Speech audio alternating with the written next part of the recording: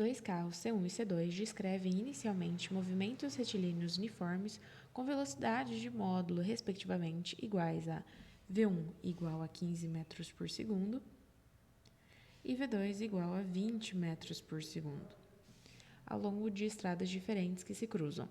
Eles deslocam-se no sentido do cruzamento das estradas no ponto O, conforme indicado no desenho a seguir. Quando C1 está a uma distância D do ponto O seu motorista percebe que ocorrerá uma colisão com C2, exatamente em O. Imediatamente, para evitar a colisão, o motorista passa a imprimir uma aceleração constante de módulo A no carro C1, de modo a alcançar o ponto O antes da chegada de C2. Ele é bem sucedido e a distância entre os dois pontos, entre os dois carros, é de 20 metros quando C2 chega no ponto O. No instante em que o motorista C1 começou a acionar o acelerador, a distância entre os dois carros era de... Ou seja, nós estamos procurando essa distância aqui, antes do momento em que o motorista aciona o acelerador. Como que fica, então? Perceba que isso daqui se torna um triângulo retângulo. Portanto, para encontrar essa distância, nós teremos que fazer um Pitágoras, envolvendo D e essa distância aqui que eu ainda não dei nome. Eu vou chamar de D2, que é a distância de C2. E, no meu enunciado, ele diz que, depois que C2 chega nessa origem, o meu carro C1 estará a uma distância de 20 metros, bem aqui.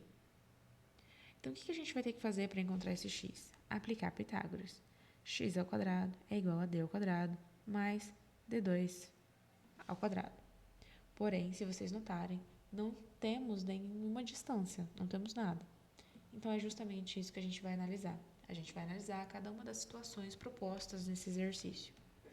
A primeira situação é quando a minha colisão ocorre e eles estão em movimento uniforme, cada um desses corpos. E é justamente isso que eu vou analisar. O movimento de C1 e o movimento de C2. Como os dois estão em movimento uniforme, eu vou utilizar a fórmula velocidade é igual à variação do espaço dividido pelo tempo para cada um deles. A velocidade de C1 é 15, a distância que ele percorre é d e o tempo eu não sei. Já para C2, a velocidade que ele percorre, que ele usa é 20, a distância é d2 e o tempo eu também não sei. Percebam que o tempo de movimentação dos dois é o mesmo. Logo, eu posso criar uma relação entre a distância d e a relação entre a distância d2. Para isso, eu vou isolar o tempo em cada uma dessas equações. Então, teremos d é igual a t é igual a d sobre 15 e aqui t é igual a d2 sobre 20. Igualando essas duas equações encontradas, teremos que d sobre 15 é igual a d2 sobre 20. Para facilitar nossa vida, vamos simplificar isso daqui por 5. Então, teremos d sobre 3 é igual a d2 sobre 4. Assim, a gente sabe que d2 é igual a 4/3 de d.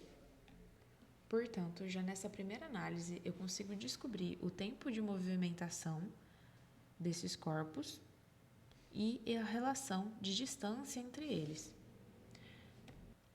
Assim, nós analisamos a segunda situação, tendo em vista essa relação que a gente encontrou na primeira situação, que é movimento uniforme para os dois. Já nessa segunda situação, a colisão não vai ocorrer, porque C1 acelerou. Então, a gente vai analisar como C1 sendo movimento uniformemente variado. Como a gente está interessado apenas na distância em que C1 percorreu, a gente vai utilizar a fórmula espaço é igual ao espaço inicial mais a velocidade inicial vezes o tempo mais a aceleração vezes o tempo ao quadrado dividido por 2. Onde que meu C1 para o movimento? Ele para o movimento 20 metros após D, ou seja, ele vai percorrer 20 mais D. Onde que ele iniciou? Posso considerar que ele começou num ponto zero. Qual que é a velocidade inicial de C1? 15, como mencionado no texto, vezes o tempo, que eu não sei, mais a aceleração, que é A, vezes o tempo ao quadrado, dividido por 2. Aqui, se vocês perceberem, nós temos duas variáveis, o que não é interessante para a gente. Então, o que a gente vai colocar aqui nessa fórmula? A gente vai colocar nessa fórmula o tempo encontrado na nossa outra relação. Aqui, ó. Esse tempinho aqui, ó. Por que eu escolho esse tempo? Porque tá vendo que aqui tem D e aqui também tem Dzinho? O nosso objetivo é sempre deixar o menor número de incógnitas possíveis. Então, eu vou fazer essa substituição na minha fórmula. Como que vai ficar? 20 mais D é igual a 15 vezes o tempo, que não é mais tempo, é D sobre 15, mais a aceleração vezes o tempo ao quadrado, que é D sobre 15, isso ao quadrado, dividido por 2.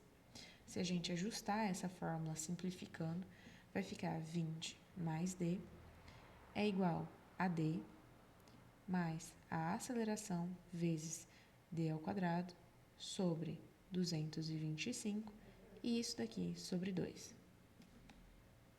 Arrumando esse sobre 2 que fica aqui, nós teremos D ao quadrado sobre 450. Tá vendo que aqui eu tenho um Dzinho e do outro lado também tem um Dzinho, eu posso simplificar. Então, temos 20 é igual a A vezes D ao quadrado, dividido por 450. Portanto, nós teremos uma relação de 9.000 é igual a vezes D ao quadrado. Meu objetivo final é encontrar esse D para a gente poder fazer Pitágoras lá no final. Então, vou passar esse A dividindo para ficar aqui, igual a D ao quadrado. Eu vou tirar essa raiz desse D ao quadrado? Não, porque meu objetivo não é justamente chegar nesse D ao quadrado. Então, pronto, eu vou deixar aí. Pronto, acabei de achar D. Agora eu vou achar D2. Mas perceba que nosso objetivo é achar D2 ao quadrado. E cadê o nosso D2? É esse cara bem aqui. E ele não está ao quadrado. Mas tudo bem, a gente pode deixar ele ao quadrado. E é justamente isso que a gente vai fazer agora. Olha, D2 ao quadrado é igual a tudo isso daqui, então, ao quadrado.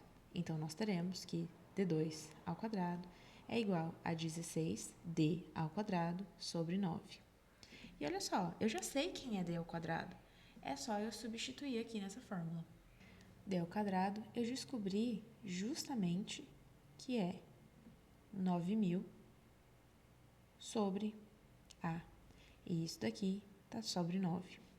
Olha só que bonito, a gente consegue simplificar isso daqui. Então, teremos D ao quadrado, D2 ao quadrado, é igual a 16.000 sobre A. Pronto. Agora, a gente consegue terminar esse meu teorema de Pitágoras bem aqui. E é justamente isso que eu vou fazer. Então, x ao quadrado é igual a D ao quadrado mais D2 ao quadrado. X quadrado não sei, mas eu sei que D2 ao quadrado é 9.000 sobre A mais D2 ao quadrado, que é 16.000 sobre A. Fazendo essa soma, teremos que x ao quadrado é igual a 25.000 dividido por A. Mas nós não queremos x ao quadrado, a gente quer x, então eu vou passar a raiz para o outro lado. Então, vai ficar 25.000 dividido por A. Se nós tirarmos a raiz quadrada de 25.000, a gente vai descobrir que isso daqui é igual a 50 raiz de 10 sobre A. Pronto. Portanto, aqui, a resposta é a letra B.